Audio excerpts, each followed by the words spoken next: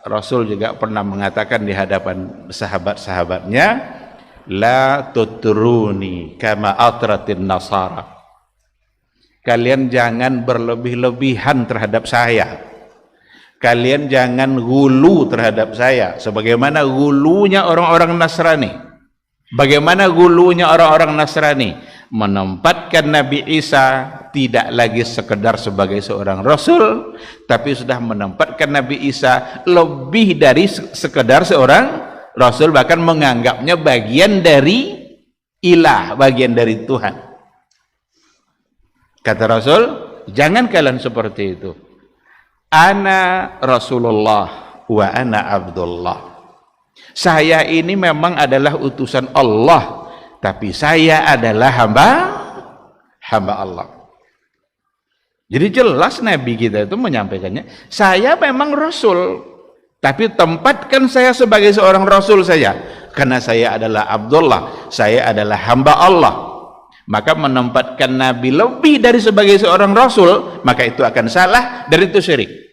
Apa contoh menempatkan Nabi lebih dari seorang Rasul? Menjadikan Nabi tempat berdoa. Datang ke kubur Nabi tujuannya untuk meminta kepada Nabi. Atau datang kepada Nabi untuk dijadikan sebagai wasilah perantara agar Nabi menyampaikan doa itu kepada Allah. Itu sudah tidak bisa, karena Rasul kita sudah wafat. Kalau dia masih hidup, masih memungkinkan untuk minta disampaikan doa, dan itu pernah dilakukan oleh sahabat. Tapi kalau sudah wafat, tidak lagi.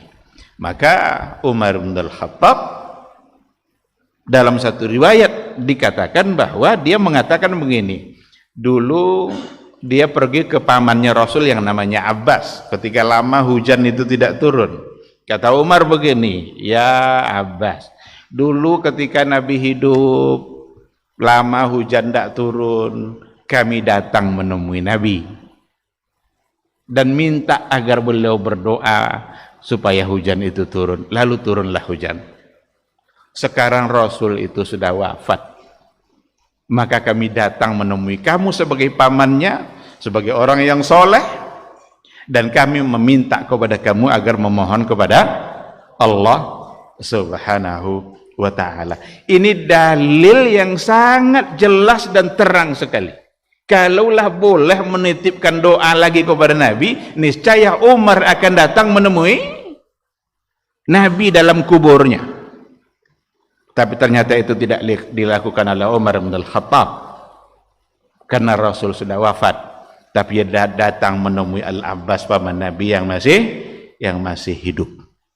Oleh karena itu, ikhwati fillah, berhati-hati betul dalam persoalan yang satu ini.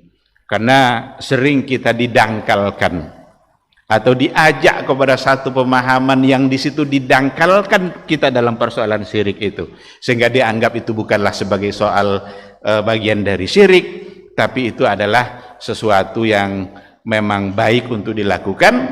Kadang-kadang dengan alasan-alasan, siapalah kita ini, kalau langsung meminta kepada Allah, kita ini adalah orang yang banyak bergelimang dosa, rasanya tidak pantas langsung meminta kepada Allah. Ini sesuatu pikiran atau pemikiran yang salah. Justru semua kita punya hak yang sama untuk memohon dan meminta ampun kepada Allah, sebanyak apapun dosa yang ada pada kita. Kalau kita datang jujur mengetuk pintu taubatnya Allah, Allah pasti akan menerimanya. Bahkan Nabi sendiri yang mengatakan, hatta walau kana mithla zabadil bahri, meskipun dosa hamba itu sama banyaknya dengan buih di laut.